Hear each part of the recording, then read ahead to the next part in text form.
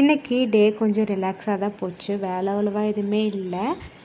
காலையில் கொஞ்சம் பாத்திரம் கழுவுற வேலை தான் இருந்துச்சு. காலையிலே காஃபிலாம் போட்டு குடிச்சிட்டு டிஃபன் இன்றைக்கி தோசையும் சட்னியும் தான் ரெடி பண்ணியிருந்தேன். அதெல்லாம் சாப்பிட்டு முடிச்சுட்டு கையோட பாத்திரத்தையும் கழுவ ஸ்டார்ட் பண்ணிவிட்டேன். லஞ்சுக்கு எல்லாமே ரெடி பண்ணி வச்சுட்டேன். டைம் இருக்குன்றனால அது அப்புறமா செஞ்சுக்கலாம் அப்படின்ட்டு மற்ற வேலையெல்லாம் கொஞ்சம் பார்த்துட்டு இருந்தேன்.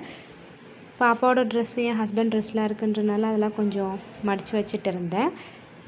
ஒரு கமெண்ட் வந்திருந்தது. ஒரு சிஸ்டர் கேட்டிருந்தாங்க, எப்படி பேபியை வச்சுட்டு மேனேஜ் பண்ணுறீங்க அப்படின்றது ஒரு கமெண்ட் வந்திருந்தது. எனக்கு நான் ஃபேமிலியை ரன் பண்ணுறது, பேபியை கேர் பண்ணுறது, சோஷியல் மீடியாவில் வீடியோ போடுறதா இருக்கட்டும் சரி, அதெல்லாம் எனக்கு அவ்வளோவா பெரிய விஷயமாகவே தெரியல. ஏன்னா எதனால் இதை நான் சொல்கிறேன் அப்படின்னா, எங்கள் அம்மா பட்ட கஷ்டத்தோடு நான் அவ்வளோவா பெருசாக எதுவும் கஷ்டப்படல. ஏன்னா எங்கள் அம்மா எங்கள் 4 பேருக்காக அவ்வளவோ நிறையவே கஷ்டப்பட்டுருக்காங்க. எப்பயுமே நம்ம லைஃப்பில் யாரையுமே டிஃபெண்ட் பண்ணி இருக்கவே முடியாது.